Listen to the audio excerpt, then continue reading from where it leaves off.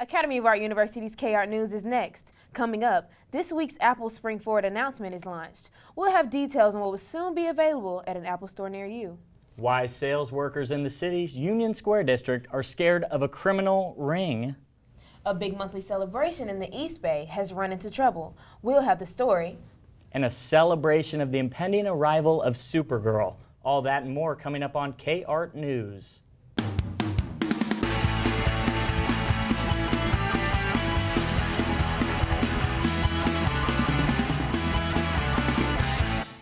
Good evening. Thanks for joining us here at Academy of Art University's K-Art News. I'm Kayla Pritchett. And I'm Connor Smith. Here's what we're working on. Apple, the Silicon Valley startup, released its 2015 product line with everyone expecting news on the Apple Watch. CEO Tim Cook surprised us all with the release of a new MacBook. The newer, thinner laptop has improved battery technology and features a USB-C port. The port basically eliminates the need for multiple plugins, consolidating everything to a single port. In addition to the sleeker laptop, the Apple Watch is finally here. But technically not for sale yet. Apple revealed the watch's three distinct styles. We've got the Apple Watch Sport, and the Apple Watch Edition. The Edition features an 18-karat gold case. It can come in yellow or rose gold. Prices for the watches range from $350 to $17,000. Apple's CEO Tim Cook and lead designer Johnny Ive give us a taste of what's to come from Apple's newest product. And we've always tried to make products that people don't begrudgingly use, but that they want to use. And I think that the bar for that is very high when it's something that you wear. Other developments from Apple: it's worked out a deal with HBO that allow Apple users to test the new HBO Now. Starting this April, iPhones, iPads, Apple TV owners will have a chance to subscribe to unlimited HBO Now for roughly $15 a month. The cleanup problem at one San Francisco park seems to be getting worse. Dolores Park is home to numerous courts, playgrounds, fields, and on the weekend, countless amounts of trash. The park is located 2 blocks south of the Mission District and is a main attraction for San Francisco residents looking for a place to spend a beautiful weekend day. Workers claim the mess they ran into Monday morning was typical.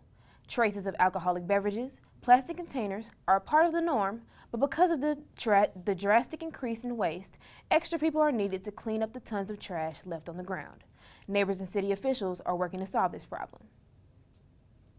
In San Francisco, dog owners aren't happy about the new restrictions that could prevent from enjoying the Golden Gate National Recreation Area. The 80,000-acre park system gets 15 million visitors a year, includes areas like Fort Funston.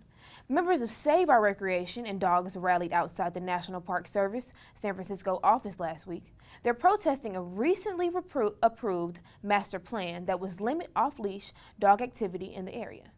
Marina residents are up in arms over a federal plan to move the Alcatraz ferry from its current location on Embarcadero over to the Fort Mason area. The National Park Service is saying a move is required if an agreement cannot be reached if the Fisherman Wharf site. If moved, the resulting traffic could threaten to cripple the neighborhood. Additionally, losing the ferry may impact existing businesses along the Embarcadero. A San Francisco man is suffering from a serious head injury after being pushed into the path of a moving Muni train.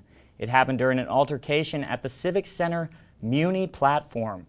Apparently, the man was able to pull himself from the tracks before being taken to San Francisco General Hospital with life-threatening injuries. The other man involved fled the scene and has not been caught. A new trend referred to as smash and grab is running rampant in San Francisco area.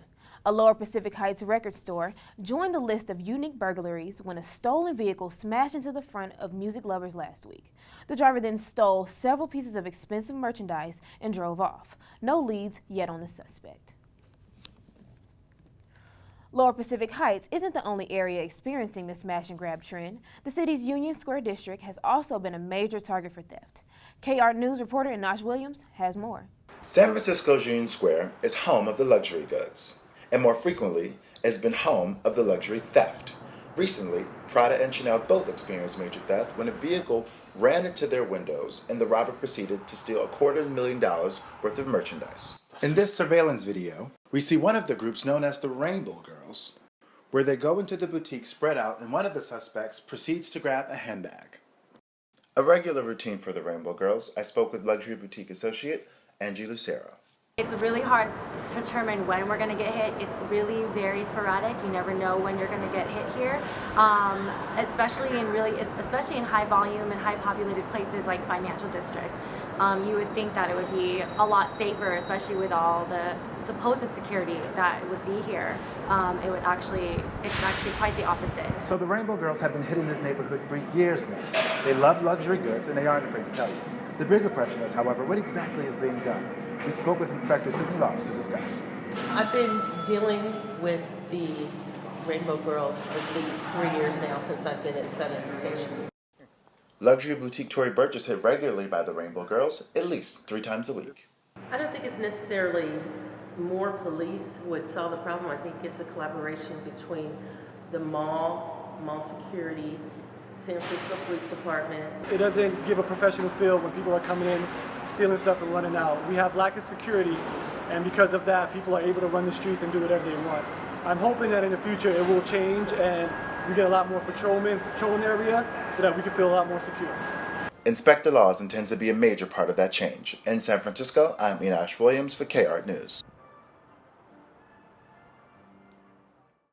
San Francisco police told KART News the investigation will expand in hopes of catching the thieves. There's a new development that may help to address San Francisco's homeless issue. The Homeless Navigation Center has been in the works for some time and now will open in about a week. Its purpose is to move the homeless people from the sidewalks into permanent housing within 10 days after entering the treatment center. Hopes are high that this will help the homeless, but something like this has never been tried before in San Francisco. You may notice something different about the entrance to 19th Street BART station in Oakland. A new steel glass canopy covers the entryway. The new addition is at the center of a $2 million test. It's seen if covering the entryways to BART stations can protect the escalators from the people who sleep and use entryways as bathrooms. A popular monthly street gathering is in trouble. The Koreatown Northgate Uptown District in Oakland is banding together in an effort to save First Friday Street Fair. KART News reporter Terrell Butler has more on this story. Oakland's First Friday event brings thousands of people to the Kono and Uptown District every month. But a series of back-to-back cancellations has put event sponsors on budget alert to keep the event going. Volunteers like Joshua Smith and his crew are collecting donations at the entrance to save the event for the people. These donation gates help ensure the event stays free for all, for Oakland, because we're about accessibility. So we get people together every month to help raise money, to help offset those costs, and to show the rest of the city of Oakland that we're a self-sustaining, self-supported event that isn't a drag on the rest of the city. Local street artists like Tony B. Conscience says he needs events like First Friday to raise community awareness. I get a chance to meet some people who are not of my culture and break whatever stereotype they got of black folks intellectually. The sun is going down on another First Friday event. As you can see, the event is still in full swing behind me. It costs at least $25,000 for this event to be put on every month. It also puts a positive spin on an otherwise negative situations that happen in Oakland. A major portion of First Friday income is generated from the donations and sponsors. But according to Shari Godinez, the executive director of Kono, there is still a lot of operating costs that need to be covered to keep the event going. Kono had to pull the event permit, which meant we had to have event insurance. We were still paying for the porta potties, and then we had to take on the cost of the street closure. So there were a lot of costs that we ended up taking on. Shari says that she is also looking for corporate sponsors for money, but she doesn't want a brand name taking over the event. Yeah, I mean, if corporate America wants to donate and not control, the event, it's okay. In Oakland, I'm Terrell Butler for Academy of Art University's K-Art News. If you would like to volunteer for a First Friday event, go to koreatownnorthgate.org for more information. Student leaders at UC Irvine have decided to overturn a recent ban on the hanging of flags. The school administration has issued a statement that is not supported in any way by the University of California.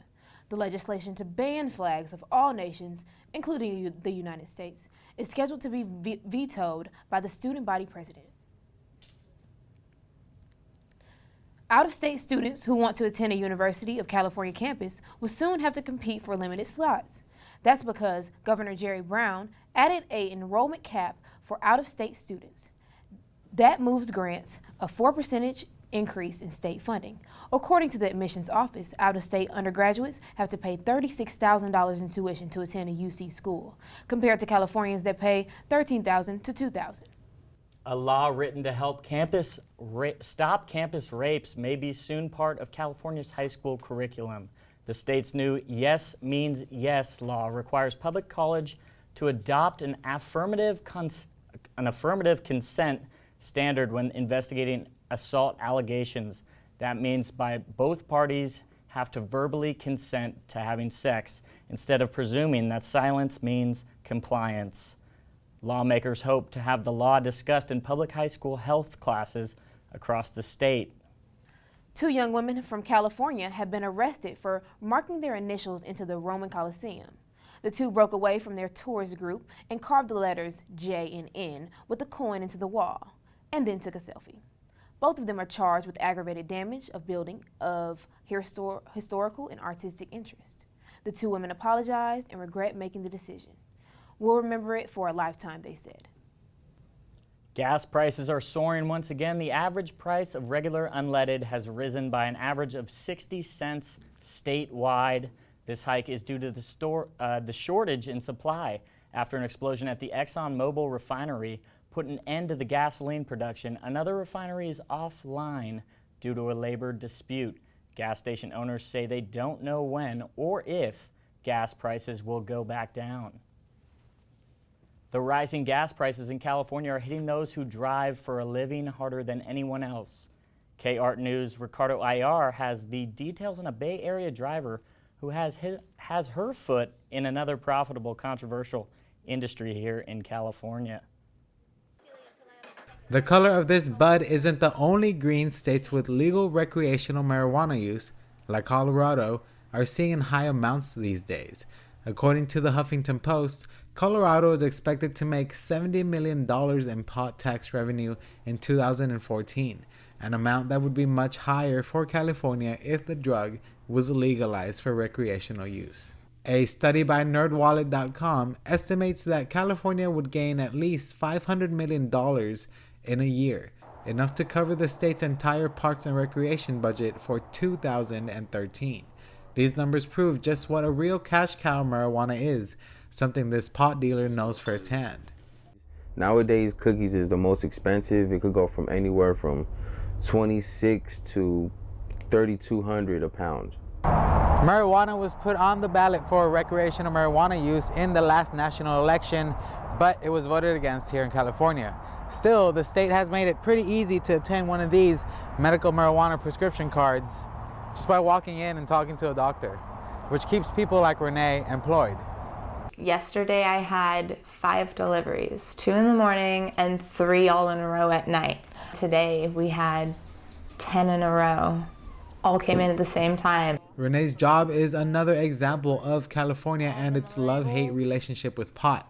The state doesn't allow recreational marijuana use, but if you have a medical marijuana card, you can legally use your smartphone to order from Renee or locate any other dispensaries in the area with apps like Weedmaps. Renee's wide range of clients are a small sample of the huge marijuana industry California is only scratching the surface of by not legalizing pot for recreational use, an industry that is made up of several demographics.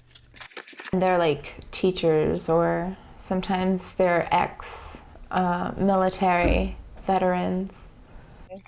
In the East Bay, Ricardo Ayar For Academy of Art University's K-Art News. A study by Harvard University found the states where marijuana is legal spent a combined $17 billion a year on enforcing its prohibition. Terrell Butler is in the studio with Chris Riggins, a rising star in the Bay Area stand-up comedy community. Thank you. And joining me today is a very special guest. He is a local Bay Area comedian, but he has traveled all over the country, soon to be headed overseas. You may see him open up for Dave Chappelle later this month. It's Chris Riggins. Hi, Chris. What's up, man? How you doing, brother? I'm good, Thank brother. you for joining me. Thank you for having me. Man, so being a stand-up comedian in the Bay is probably one of the toughest things a person can do. Why? What got you started in stand-up comedy? Well, actually, the toughest thing someone could do in the Bay is be a Raider fan. But stand-up comedian is very a close second. It's it's easy to me. I think it's fun. It's talking to people, being fun with people. It's cool. I forgot the question. Now, you've opened up for a lot of superstars that come into town, and one of the most notable is Dave Chappelle. Yes, sir. So how did you get to meet Dave Chappelle? I met Dave Chappelle through a friend of mine who actually works very close with Dave. He challenged me to open up for Dave for my first time doing comedy. I got on stage with 3 jokes, and now I'm here.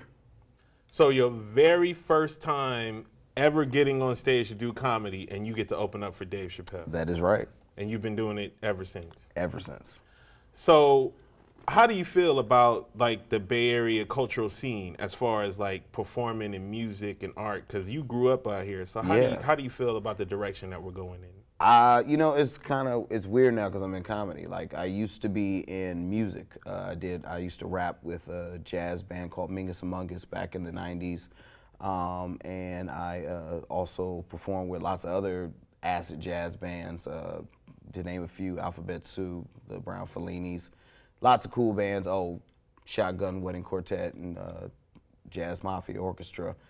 So it's the Bay Area is always going to be a creative place. The Bay Area's always got artistry. You can't go 5 feet without hitting a dancer, a singer, a rapper, a comedian, an actor, model, whatever. The Bay Area is just stacked with talent, and I like the way it's going. I like that the Bay Area nourishes new talent. I wish there was more industry here. Like I wish there was more, studios and stuff like that where people were getting larger distribution, but. No, I like it. I like the way it's going. I enjoy it. Well, we're almost out of time already, man. Thank you for coming down and blessing us with your presence. No problem, man. Where's the next time we're going to be able to see you on stage? The next time you'll see me on stage will be, I'll be on the road, actually. I'll be in Nevada and Arizona this coming weekend, and then coming back on March 20th to be announced, I'll be with Dave Chappelle, hopefully. Nice, all right. So, all right, back to you. And you. Thanks, Terrell and Chris. In entertainment news, there's drama in Hollywood and news on the new upcoming film Cinderella. VNA Austin has the latest. Hey everybody. The entertainment world gasps about reports that Chris Brown secretly fathered the baby of a woman named Nia Guzman hit the fan. Though Chris has not confirmed to the public that he is in fact the father of this child, we learned quite a bit about the scandalous situation, as if it weren't bad enough that Chris fathered a child outside of this relationship with Karrueche. Evidence proves that Nia has friends and at least an acquaintance of Tran. What makes matters worse is that at some point the trio hung out together. Within hours of the reports that Chris may have fathered Nia's daughter, quickly took to social media to let the world know that baby mama drama is where she draws the line. Over the years, we've looked on as the actress accepted all kinds of foolishness from Chris, but apparently she won't play the role of ride and die anymore. After days of silence on the matter, Chris lashed out on fans on social media. Apparently, folks kept pressuring him to comment on the situation, but he has made it clear that he doesn't intend to speak out on it. So far, we've heard nothing about an official paternity test, but from what we've observed, royalty bears strikingly a resemblance of the troubled singer. In other baby mama drama news, Wiz Khalifa just turned up the heat in his custody war with Amber Rose by dropping a verse that takes several direct shots at her, or at least it seems that way. Wiz laid down the rhymes for a track with Juicy J called For Everybody, and on the song there was more than a few hints that point toward Amber being the inspiration. He also recently tweeted lyrics saying, "Thinking she a prize, she a pie, everyone get a slice." There's this. The track was posted with a photo of Juicy J and Wiz from Wiz and Amber's wedding. Wiz Khalifa better be careful. Moving on to movies, this Friday a favorite princess will be making her way to the big screen. A live-action feature inspired by the classic fairy tale Cinderella brings to life the timeless images from Disney's 1950 animated masterpiece as fully recognized characters in a dazzling spectacle for a whole new generation.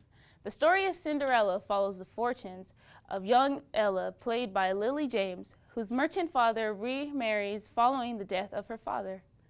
Eager to support her loving, Ella welcomes her new stepmother, played by Cate Blanchett, and her daughters Anastasia and Drizella from the family home. But when Ella's father unexpectedly passes away, she finds herself at the mercy of a jealous and cruel new family. Finally, relegating to nothing more than a servant girl, covered in ashes and spitefully renamed Cinderella, Ella couldn't easily begin to lose hope. Yet, despite the cruelty inflicted upon her, Ella is determined to honor her mother's dying words and to have courage and be kind.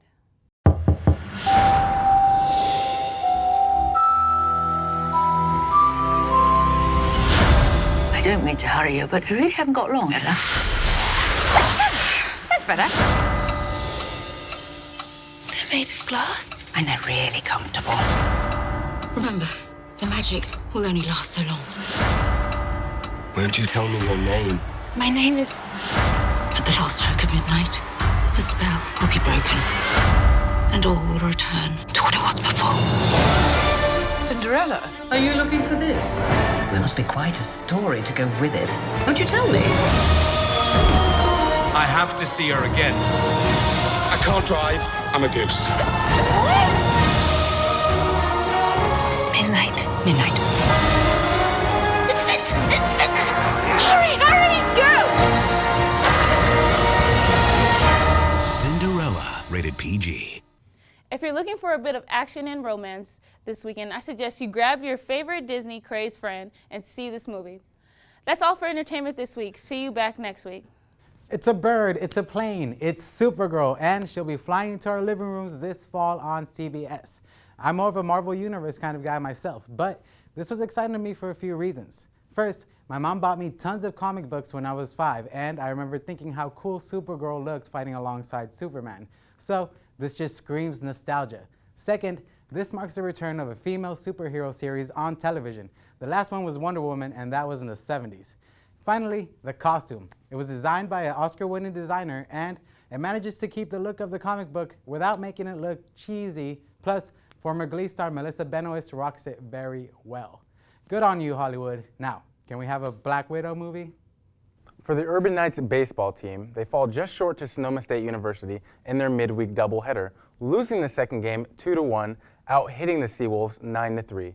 Senior pitcher Nate Gherkin pitched 7 1/3 innings, surrendering 3 hits, only giving up 1 earned run.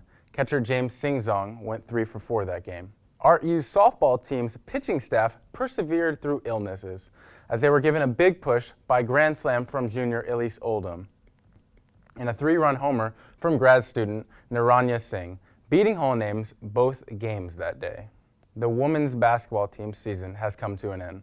The Lady Knights fought hard, and their season has ended with an overall record of 18-11. Through many adversities, they were able to make the conference tournament, despite losing in the first round to Azusa Pacific University 69-59. Jasmine Gwynn received Pac West Player of the Week as she averaged 24 points, 10 rebounds, and 3 steals. Head coach Lene Larson had this to say after the game. Kids, I thought they played really hard. We kept ourselves in the game with defense, and that's something that we focused on all year, especially, losing some kids halfway through and having to kind of revamp a lot of what we do. They stepped up a lot. These two, had to take on a huge load on the offensive and defensive end, and they've done an amazing job of leading this team, through a lot of adversity. And so why we're extremely disappointed, and this is really hard to be in this seat, not at the end of the tournament with the trophy. And I thanked my seniors and told my returners, which there's a lot of them, that this should just make them hungry. For the men's golf team, junior Dat Do was the night's top finisher in their most recent tournament, tying for 26 after shooting a 79 on Tuesday to finish with 222 tournament score. For the women's golf team, sophomore Roxanne Mata helped the team with 3 spots in their standings for 6th place finish in the Teary Pioneer Shootout at Hidden Brook Golf Course. Their team has been playing very well of late this season, and their regional rank is 13, and they are ranked 41 in their division.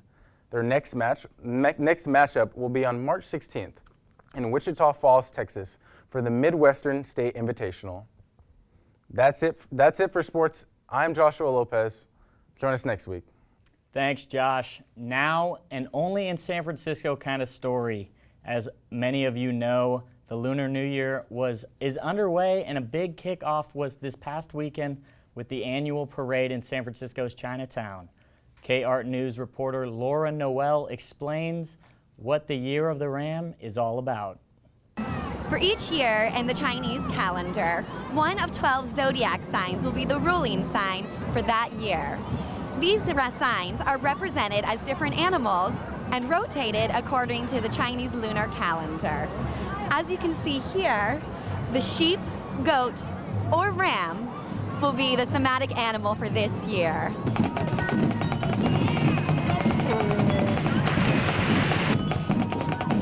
2015 is the year of the ram, goat, or sheep.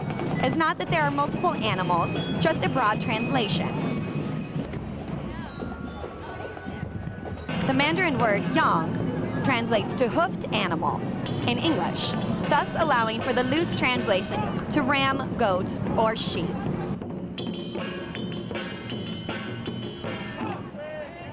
Any way you say it, being born in the year of the ram is said to yield one kind, gentle, and creative traits, among others. And 2015 is your year. But be careful. In Chinese culture, the year of your birth sign means bad luck for you. But not to worry, there are many precautions one can take to ward off the bad luck for rams. For example, Chinese tradition recommends donating blood for good health, avoiding gambling for prosperity, and even wearing red underwear for luck. So good luck to Rams and everyone alike. That's it for this edition of Academy of Art University's K-Art News. For everyone here, thanks for joining us. I'm Connor Smith. And I'm Kayla Pritchett. Have a good evening. Enjoy your weekend. See you back next week.